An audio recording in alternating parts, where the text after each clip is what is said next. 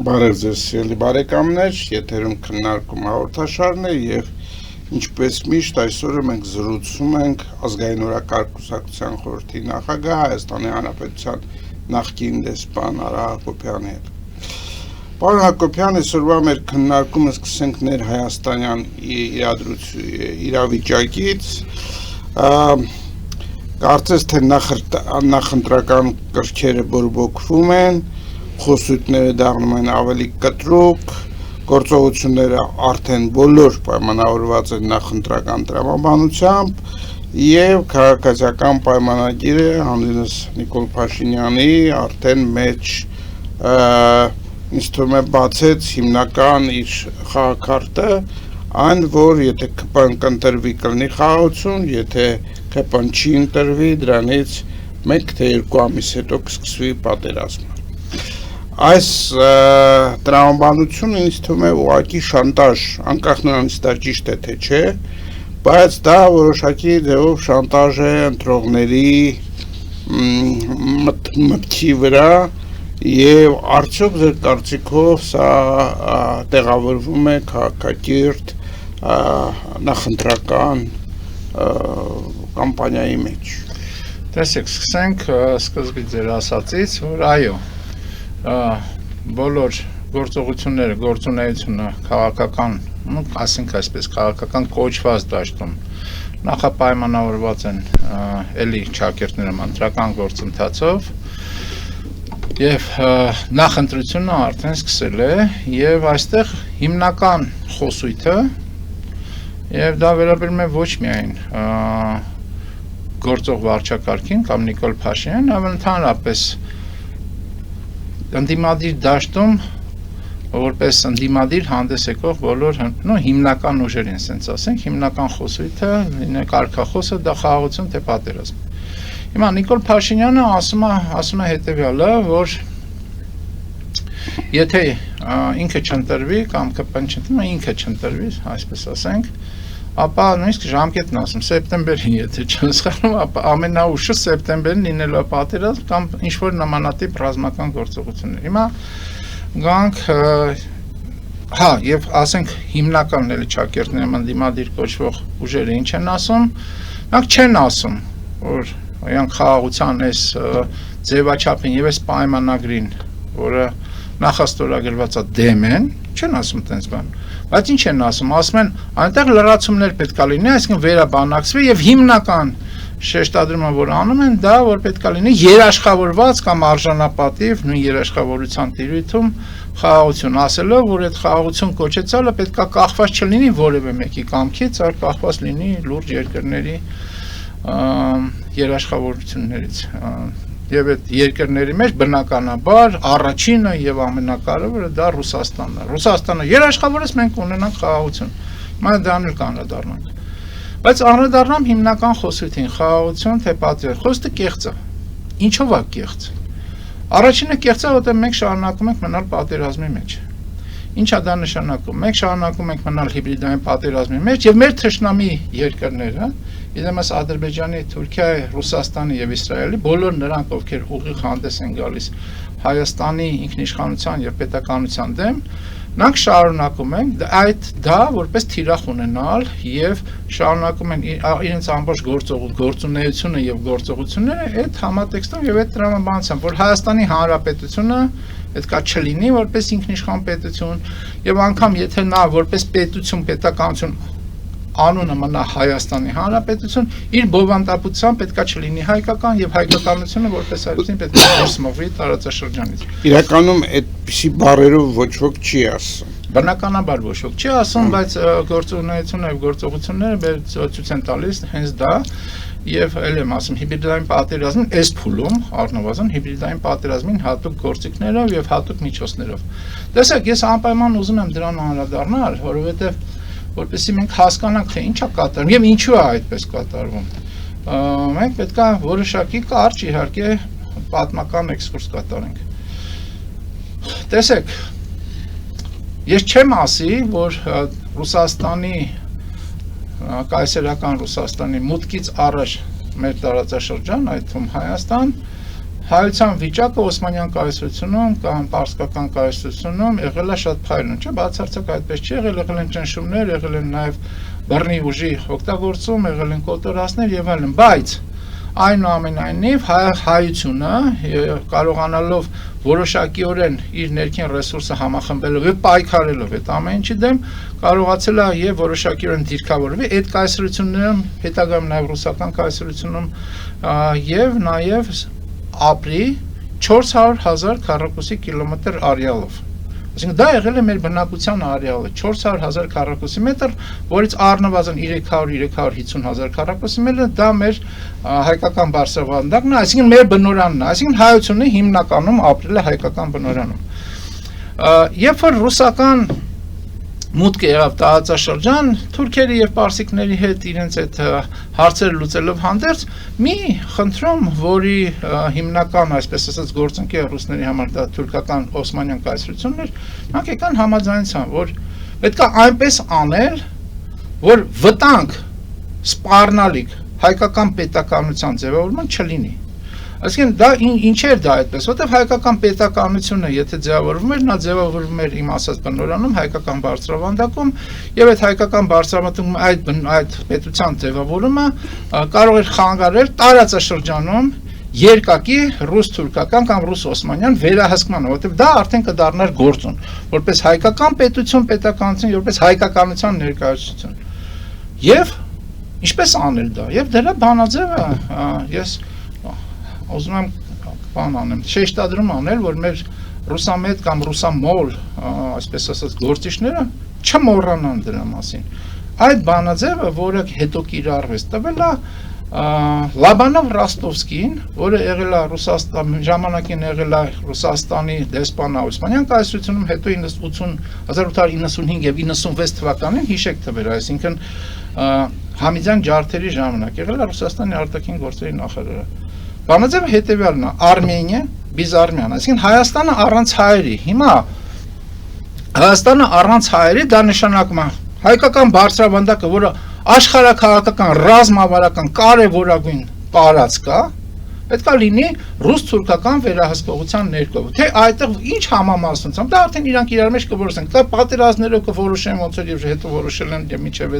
կամ համաձայնություններով, դա չի էական։ Առանց հայկական գործոնի, առանց հայկական վտանգի։ Օսմանի բանի Սուլթան Համիդի ջարդերը չբերեցին նրան, որ հայկական գործոնը վերանա։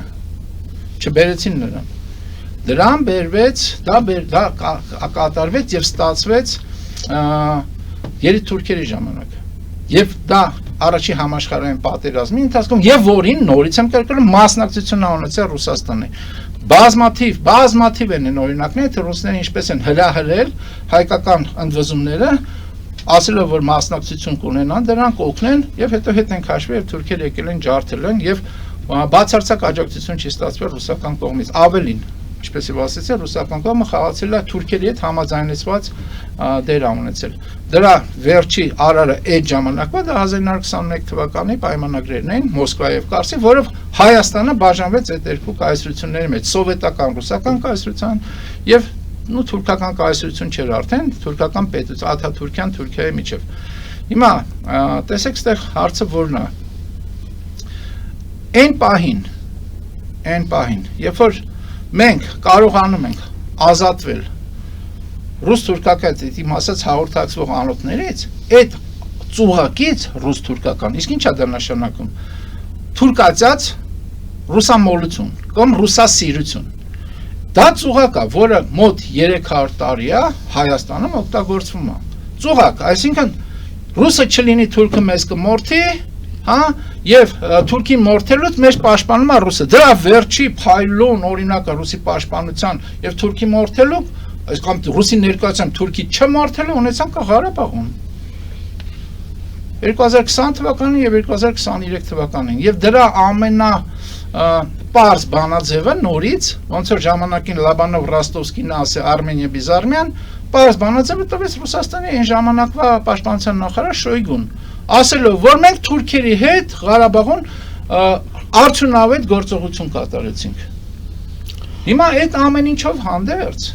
մենք եկել ենք այսօր կանգնել ենք նույն ջարդած տաշտակի առջև։ Նիկոլ Փաշինյանը ասում է խաղաղություն կամ պատերազմ եւ եթե ես չլինեմ լինելու է խաղաղություն, բայց դա խաղաղություն չի, սուտը որտեղ, այսինքն կեղծիքը որտեղ, դա կապիտուլյացիա է վերջնական։ Եվ ոչ մեկը այդ անդիմադիր կոչածներից չի ասում, որ սա իրական կապիտուլյացիա է վերջնական, հայկականությունը դուրս մղելու, ասում են, այո, մենք համաձայն ենք խաղաղություն գից կապիտուլյացիա ունենալ, բայց երաշխավորված պետք է լինի եւ երաշխավորներ պետք է լինի Ռուսաստանի, ինչի է պարզ։ Առաջինը Ռուսաստանի ազգության ներքո են գործում եւ բոլորը, դա մեկ, եւ երկրորդը, որպեսզի Արմենիա Բիզարմյան վերջնականապես իրականացվի, ռուս-թուրքական այդ հաղորդացող անոթներ չպետք է կտրվեն։ Ռուսները պետք է մնան այստեղ եւ երաշխավոր լինեն թուրքերի հետ միասին Հայաստանի վերջնական կապիտուլյացիայի եւ հայկականության դուրս մղման տարածաշրջանից։ Դա դուք ասում եք վերլուծության արդյունքում։ Այո, փաստերով ես փաստեր բերեցի եւ կարող եմ էլի բերել։ Բայց այո, դուք բերեցիք փաստեր, դուք բերեցիք հիմնավորում, որ ինչ որ տեղ ունեցավ Արցախում, դա առանձին վերջած դեպք չէր, ռուսական էսկամեն ղեկավարի կմահաճույք կալ ամբողջ ռազմավարական տրամաբանություն, որ տեղի ունեցել, շատ լավ, բայց այս իրավիճակի մեջ Հայաստանը պիտի ունենա խաղի ազատություն, մինչդեռ մենք տեսնում ենք, որ Հայաստանը կարծես թե կաշկանդված է այդ ամբողջի միջև, մենք տեսնում ենք, որ այս ընտրություններում ևս այսպես երկու մեծ զանգված է լինում, մեծ ուժեր են պայքարում միմյանց դեմ, դա Նիկոլ Փաշինյանն է, որը որ ավելի շատ ռուս-թուրքական, ադրբեջանա-թուրքական նարատիվների դաշտում է գործում, համայն դեպս խաղաղություն, եղբայրություն եւ այլն, եւ այլևս մենք վտանգ չենք ներկայացնում թուրքերի եւ ադրբեջանցիների համար, չնայած որ վերջիններս գրավել եւ զրկել են մեր բնակության հիմնական արեայից։ Եվ ռուսական կողմը, որ մյուս երկու խոշոր ուժերը, որոնք որ հավակնում են այս ընտրություններում հաղթել եւ ունեն բավականաչափ ռեսուրսներ դրա համար, դրանք ուրեմն ռուսամետ ուժերն են, որոնք ուզում են վերականգնել ռուսական ազդեցությունը այս տարածաշրջան։ Շատ լավ։ Բա հայ ժողովուրդը ինչ անի։ Բա մենք ինչ անենք, հա։ Տեսեք, դուք նկարագրեցիք եւ այդ նկարագիրը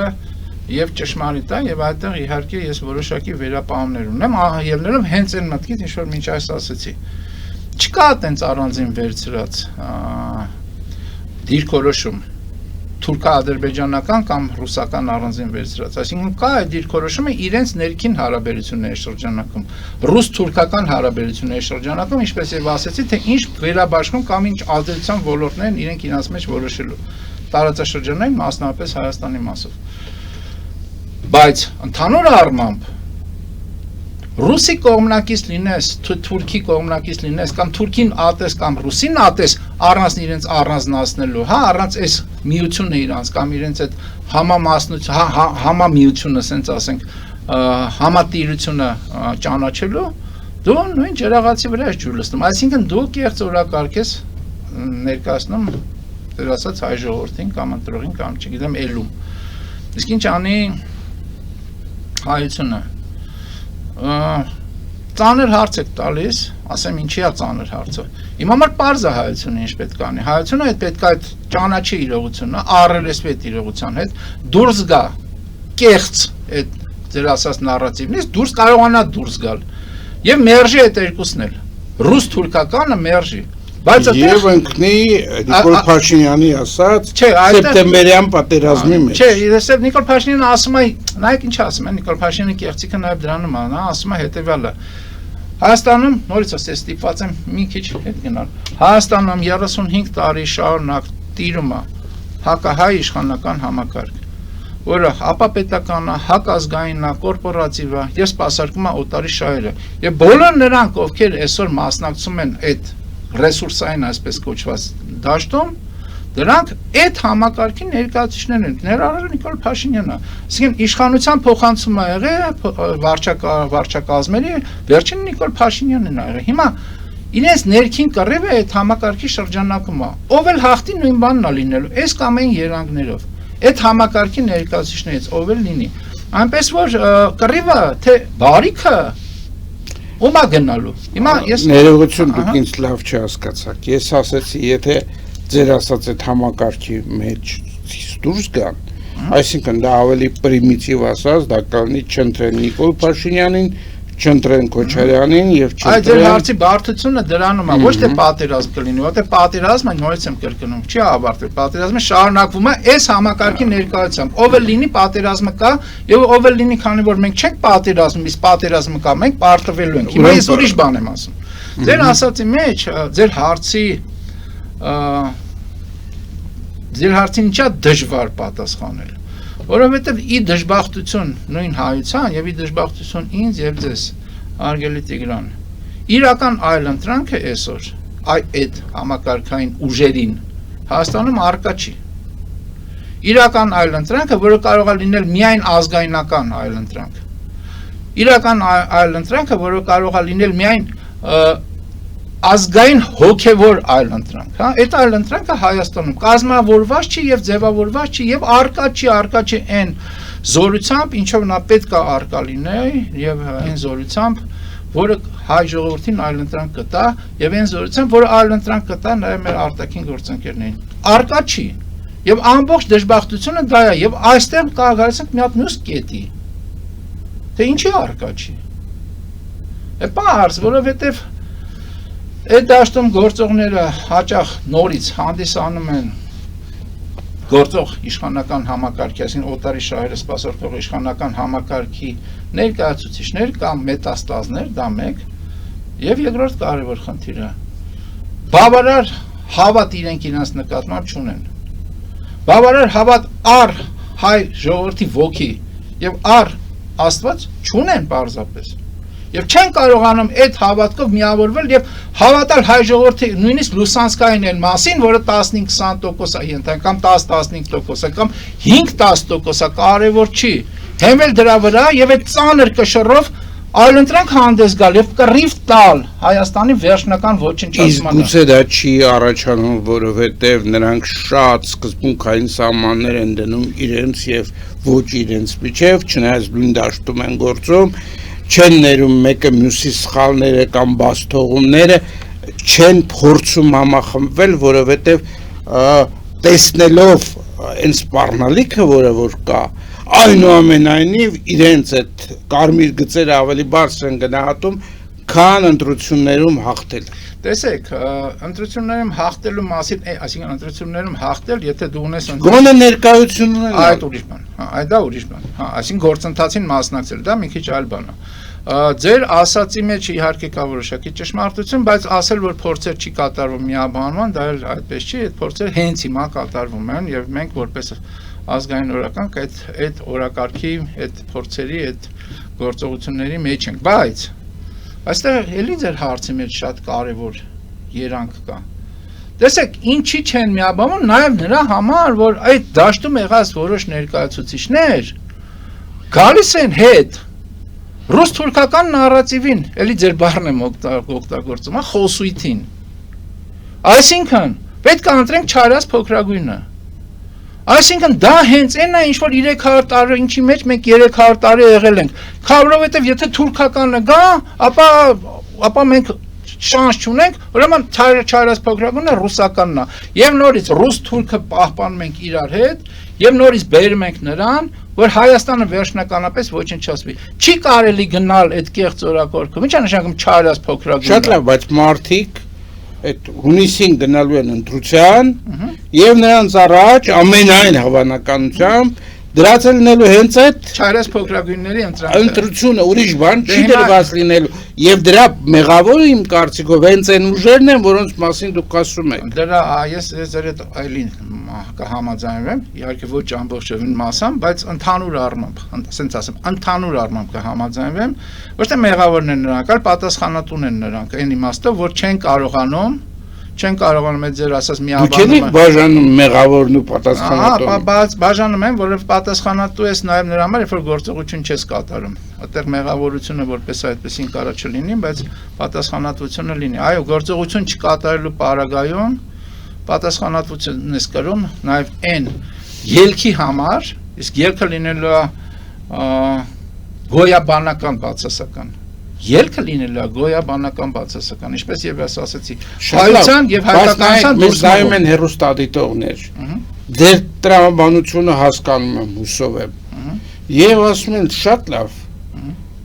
պարոն Հակոբյան, դուք շատ լավ նկարագրեցիք, բայց ես հունիսին գնալու եմ ընտրության, այնտեղ լինելու են ազգանուններ, որոնք ձեր ասելով բաժանվելու են այդ երկու խմբերի միջև։ Տեսեք, ես ինչ անել։ Լավ հարց եք տալիս, ինչ անել, մենք այ ազգայնական ներկայացող ուժերը, ես ձեր բանը վրդովմունքը, հա, կիսում եմ։ Ես ուզում եմ անկեղծ լինել ձեր հետ։ Ես ձեր վրդովմունքը կիսում եմ, որովհետև այդ ինչ անելու հարցին պատասխան չկա, որովհետև ես հիմա դիմում եմ ոչ միայն ձեզ, ոչ միայն ժողովրդին, այլ նաև այդ ազգայնական ուժեր ներկայացնողներին, ներկայացուցիչներին, որոնք այդպեսին որպես հանդես են գալիս։ Չկա, որովհետև ոչ միայն նրանք չեն կարողանում ընդհանրության գալ սկզբունքների եւ ձեր ասած կարմիր գծերի դաշտում։ Դա ավելի հեշտ է։ Այլ չեն կարողանում ընդհանրության գալ նրանում հավատում ենք արդյոք մենք մեզ, թե չէ։ Հավատում ենք արդյոք մեր հայ ժողովրդի այդ ազգայնական մասին, թե չէ։ Հավատում ենք արդյոք որ մենք կկարողանանք մեր գաղափարի եւ մեր հավատամքի զորությամբ կոտրել էս իրավիճակը, ճղել էս իրավիճակը, ի վերջապես ճղել, ինչպես եւ ես ասացի, ռուս-թուրքական բանը, թե մենք գնալու ենք չարած փոքրագույնի սկզբունքով։ Ես դիմում եմ նաեւ այդ ուժերին, հենց հիմա։ Այ հենց այս ամբիոնից, հենց այս հարթակից։ Դիմում եմ, ասում մի արեք այդպես։ Որովհետեւ մյուս քայլը, ինչքան էլ այս քայլը թվա ոչ այդքան արդյունավետ հնարավոր, հա, որոշակի ճակերտներում արկածախնդրային, ճակերտներում դա ռիսկային, բայց դա քայլ է, որը հնարավորություն է տալու սկիզբ դնել վերականգնման, վերածնման։ Դա այդ քայլն է, որ պետք է լինի, եւ ես ձեր վրդովմունքը կիսում եմ։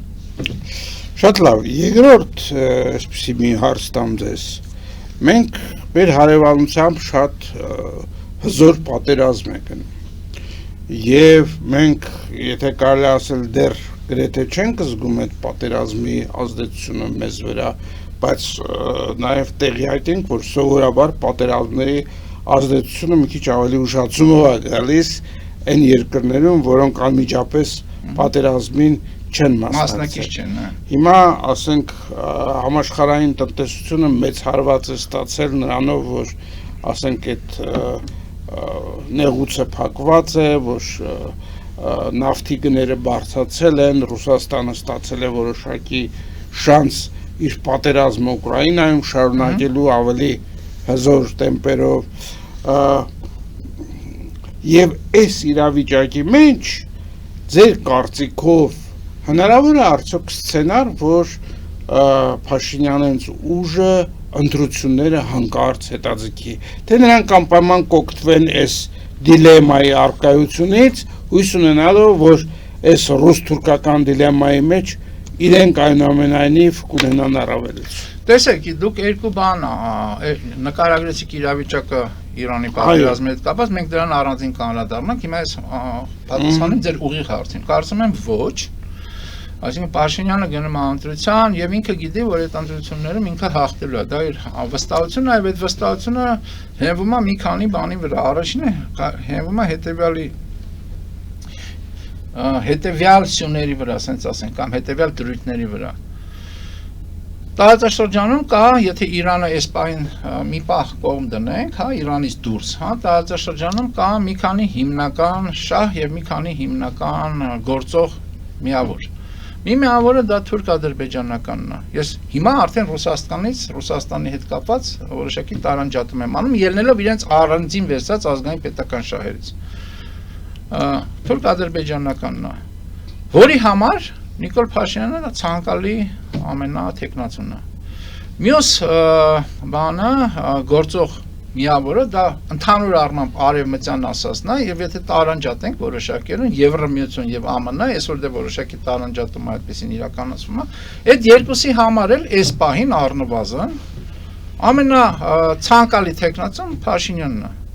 եւ եթե դիտարկենք ռուսական տարբերակը նորից ցանկալի տեխնատուներից մեկը Փաշինյանն է, բայց ռուսները ուզում են որոշակի վերահսկողություն սահմանեն Փաշինյանի վրա, որպեսզի նա իր ֆլյուգերային քաղաքականությունը չվարի եւ ի վերջո ռուսներն ուրիշների պահանջով մի կողմ չդնի, ուզում են որոշակի վերահսկողություն եւ այդ ձեր մեր քննարկած այդ ուժերին ռուսական ուզում են հնարավորինս բարձր քվետան։ Մյուսները դրա դեմ պայքարել են։ Հիմա Փաշինյանը ունի այդ տեսակետից որպես օպերատոր ազատության մեծ աստիճաններ։ Եվ իր այսօրվա դիրքավորումը այդ տեսակետից լավագույնն է, իսկ ինչ վերաբերվում ընտրություններին, նորից ընտրությունները կատարվում է իշխանական համակարգի շրջանակում, ընտրությունները ճակերտներում ընտրությունները դա քաղաքական միջոցառում չի, օգտագործվել է իշխանական համակարգի բոլոր գործիքները, իսկ հիմնական գործիքները դա Փաշինյանի ձեռքում են, այնպես որ հետաձգում կարծում եմ չի լինելու։ Շատ լավ, առաջարկում եմ հիմա դուրս գալ գովազդային դադարի, որից հետո մենք քննարկենք պատերազմը Իրանում։ Գովազդը եթերում։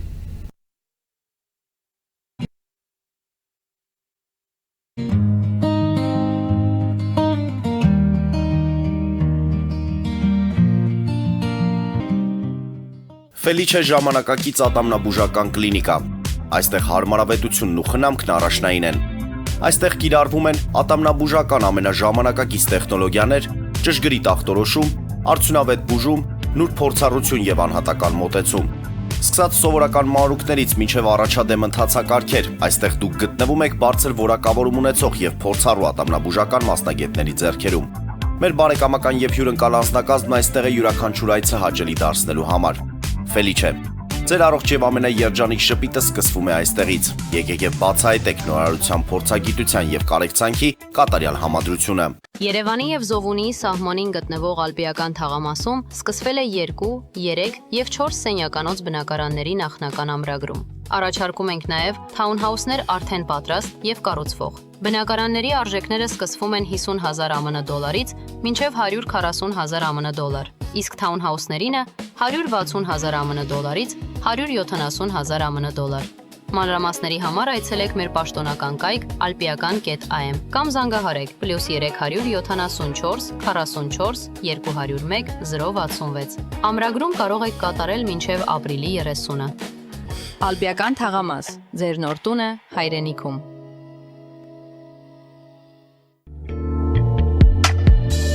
Երևան փոստը Գրանադայի ուզում, տեղեկացնում եմ։ Դրամական փոխանցումներ 1%-ով։ Օդանավով 1 փաունդը 2.99։ Նավով ուղարկեք 1 արկղ, երկրորդ արկղը անվճար։ Ավտոմեքենաների փոխադրում անհավատալի արժեքներով։ Ինչպես նաև կահույք եւ մեծ չափի բեռների փոխադրում։ Jackpot հագուստի խանութը երկրորդ մասնաճյուղն է բացել Գլենդելի սրտում, որտեղ կարող եք ձեռք բերել եվրոպական եւ ամերիկյան ընտիր հագուստեղեն, կոշկեղեն, աքսեսուարներ, պայուսակներ ամենահարմար արժեքներով։ Նաեւ կարող եք ցանկացած ապրանք պատվիրել եւ ձեռք բերել կարճ ժամանակում։ Jackpot-ի Գլենդելի հասցեն է 1135 North Pacific Avenue, հեռախոս 818 813 2252։ Jackpot հագուստի լավագույն կենտրոնը Գլենդելում։ 60-ից ավելի ճանաչված եվրոպական բրենդների ինքնատիպ, չկրկնվող եւ մատչելի ընտրանին Fortuna Home and Country House խանութ սրահում։ Նորավոճ սպասք եւ կահույք հորեկա բնագավառի համար, տեքստիլ տնտեսական ապրանքներ, ամեն ինչ գեղեցիկ կյանքի համար։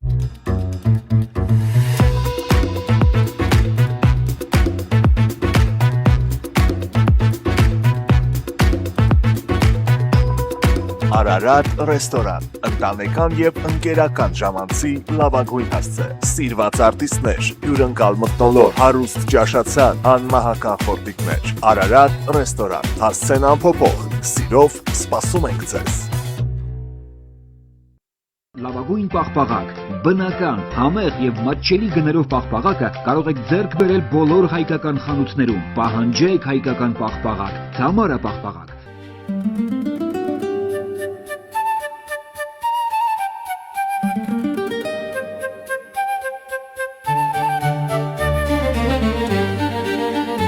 Նոյան տապան տպարան, Նոյան տապան հրատարակչություն, շարվածքից մինչև տպագրում, զանգահարեք, գրեք, այցելեք, միասին պատրաստենք ձեր գիրքը, ամսագիրը կամ թերթը, որտեղ նշվելու է, տպագրված է Նոյան տապանում։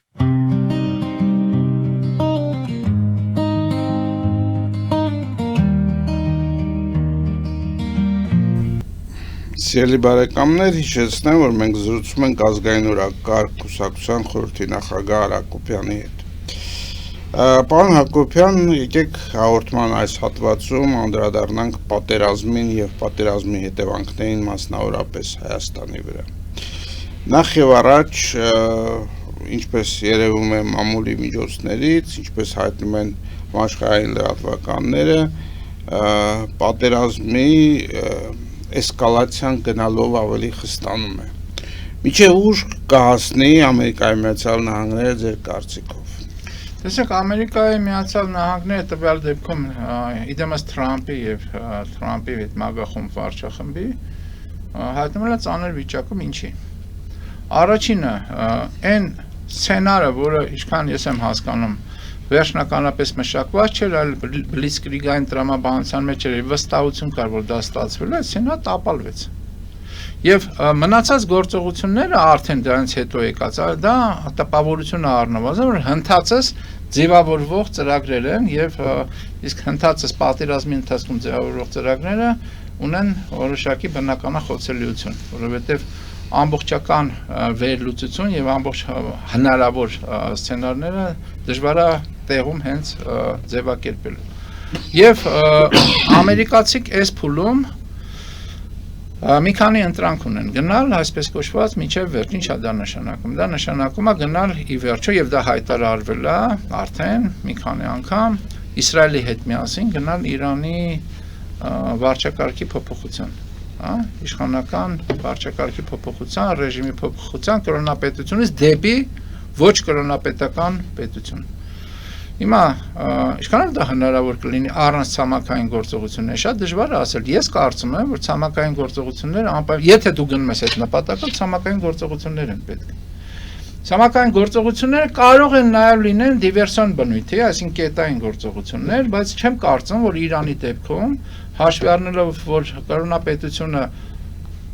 50 տարուց ոչ պակաս պատրաստվել է պատերազմի, եւ իրենք որոշակի այդ իմացած սցենարներ նախատեսել են, որ sense կարա լինի sense եւ իրանք պատերազմում են։ Եվ այստեղ դժվար է ասել առանց ցամաքային բանի որևէ լուծում գործողություն։ Լրատվականները հաղորդում են, որ Տրամպը ցամաքային ուժեր կամ ծովային հետևակ է արդեն մոտեցնում բանին։ Գիտեք ոնց է ծովային հետևակի բաները քանակը, դա իմ ասած դիվերսիոն, այսինքն կետային գործողությունների համար բավարար քանակ է, բայց դա բավարար քանակ չի առանձին ցամաքային գործողություն սկսելու համար, եւ ես չեմ կարծում, որ Թրամփը պատրաստ է մեծածավալ ցամաքային գործողությունների, որովհետեւ բնական է զոհեր շատ կլինի եւ մի անգամից Թրամփի իշխանությունը վտանգված կլինի արդեն ԱՄՆ-ում, որովհետեւ ԱՄՆ-ի ընտրողը այսպես կոչված կամ ժողովուրդը պատրաստ չի զոհեր տալ Իրանում եւ դա գնալ գոն առնվազն միջնաժամկետ պատերազմի։ Մյուս տարբերակը, որ անում են, դա անում են ոնց որ թե արդյունավետ, դա Իրանի վերնախավի ոչնչացումն է, ռազմաքաղաքական վերնախավի ոչնչացումն է եւ ենթակառուցվածքների ոչնչացումն է եւ համապատասխանաբար զորամիավորումների վրա օդից հարձակումներն են, որոնք նույնպես նրանց հնարավորությունները խիստ սահմանափակում են։ Բայց այստեղ Իրանը ունի հակադարձ գործողությունը։ Իրանը խփում է Իսրայելից բացի խփում է նաև ամերիկյան բաներին, ռազմաբազաներին, բայց նաև խփում է հարևան երկրներին, խփում է նրանց ենթակառուցվածքներին։ Այսինքն Իրանը գնում է համաշխարհային տնտեսական ճգնաժամ ստեղծելու սցենարով։ Եվ այստեղ նորից Ամերիկան հայտնվում է շատ ծանր վիճակի մեջ, որովհետև Իրանը ունի այդ գործիքները, որպեսզի այդ ճգնաժամը ստեղծի եւ այսօր մենք ունենք նավթի գնի ավելացում, գազի գնի ավելացում եւ դրա պատասխանատուն նշանակվում է Թրամփը անձամբ։ Եվ Թրամփը դժվար է լինելու Թրամփի համար դրա տակից դուրս գալը, եթե նա չկարողանա համեմատաբար արդեն արագ հաղթանակ կամ պայմանավորվածություն Իրանի հետ, բայց Իրանի հետ պայմանավորությունը գոնե այս փուլում ոնց որ թե չի նախատեսվում, որտեղ իրանցիք էլ չեն ուզում պայմանավորվել։ Այն կապիտուլյացիոն դրույթները, ինչ որ պարսիկները, բաները, ամերիկացիք իրենց արժև դնում են։ Դրա այդ ենթակառուցվածքային խնդիրներից վերջին զարգացումը հետևյալն էր։ Ես կարող անվանումը ճիշտ չասեմ, Փարս, եթե չեմ սխալվում, Իրանի ամենամեծ եւ աշխարհի ամենամեծ, ինչքան ես հասկանում, ամենամեծ գազային հանքա արդյունաբերական միավորը, հա, հարվածել էր Իսրայելի կողմից եւ Իրանն է խփել էր նմանատիպ մեծ հանքի կատարում եւ աշխարհում միանգամից գազի գները թռել էին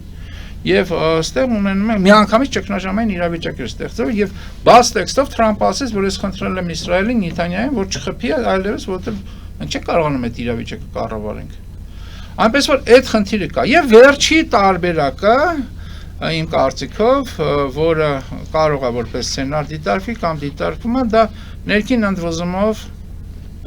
հարցի լուծումն է, դրա մաս կարող լինեն նաեւ ազգային փոքրամասնությունները, իդեմս քրդերի եւ թյուրքերի,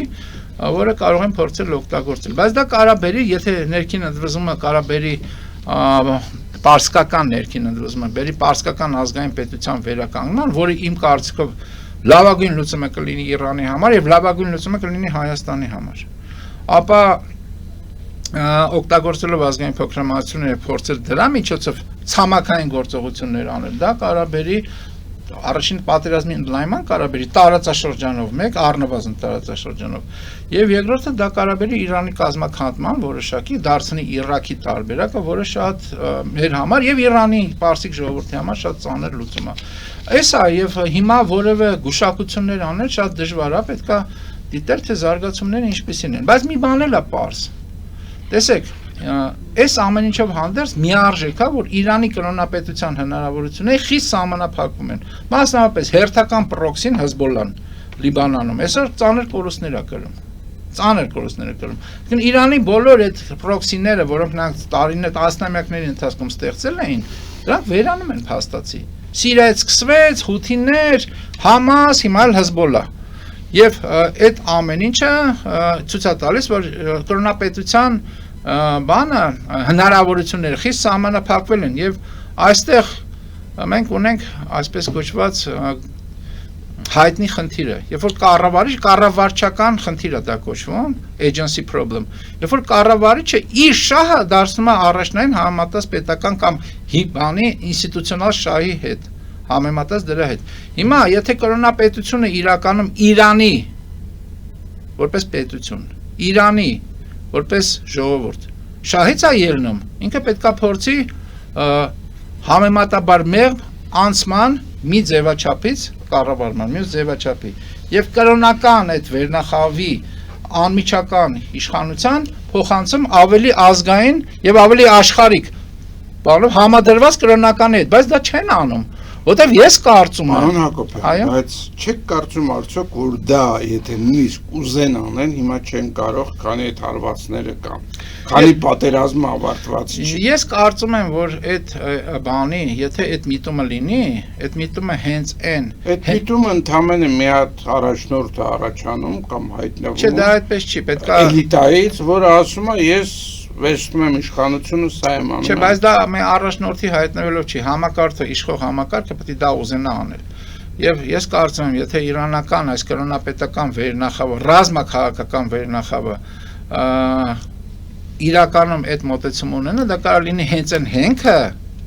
որի շուրջ կարելի է բանակցություններ վարել արդեն հարձակվող կողմերի հետ։ Շատ լավ, իսկ դուք չեք կարծում, որ պատերազմը դրա ճիշտ հակառակ ուղղությամբ է տանում է դեպի կոնսոլիդացիայի այն մարդկանց շուրջը, այն իշխանության շուրջը,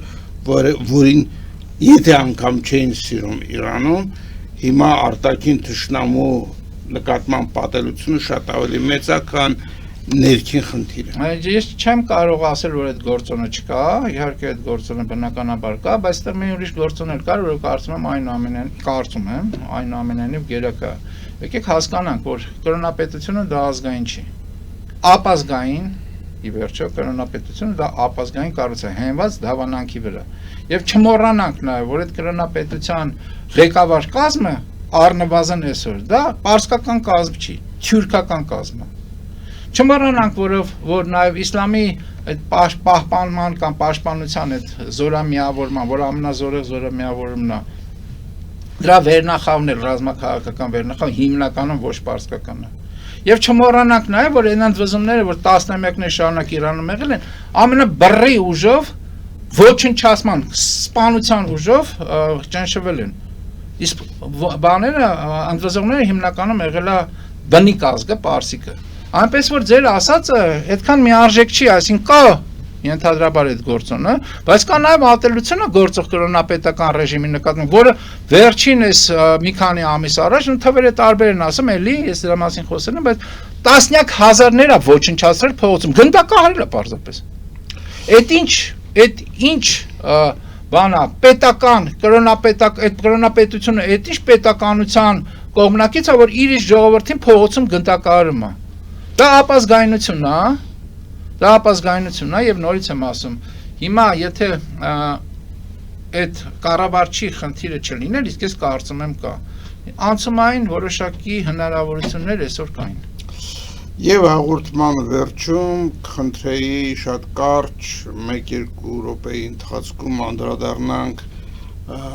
ռուս-ուկրաինական պատերազմի իրավիճակին, ինչ փոխեց այդ պատերազմում Իրանի պատերազմում։ Տեսեք, Իրանի պատերազմում եւ մասնավորապես այն բաները, այն քայլերը, որ նախաձեռնեց Թրամփը, կապված Ռուսաստանի հետ սանկցիաների, Ռուսաստանի նկատմամբ սանկցիաների վերացման, որոշակի վերացման, իհարկե, եւ իր ասելով ժամանակավոր Ռուսաստանի հնարավորությունները ավելացրեցին, գազ, նավթ ավելացան, գները վաճառքի դաշտը ավելի ընդգրկուն դարձավ եւ բնականաբար եկամուտները շատացան եւ բնականաբար պատերազմը շարունակելու հնարավորությունը ավելացավ։ Այսինքն այս Իրանի պատերազմի մասնավորապես Թրամփի գործողությունները կապված Ռուսաստանի հետ, Ռուսաստանին նոր շունչ հաղորդեցին ռուսական ռազմական գործողություններին եւ ռուսները դա չեն թաքցնում եւ ուղիղ բան են անում, դրանից օգտվում են։ Ուկրաինական կողմը իտեմս Զելենսկու խոսում է այդ դժվարությունների մասին, զենք զինամթերք, ամերիկացիք էլ ասում են, դե մենք զենք զինամթերքը տալիս ենք մեր զորքերին Իրանում պատերազմելու համար, ռուսները ստացան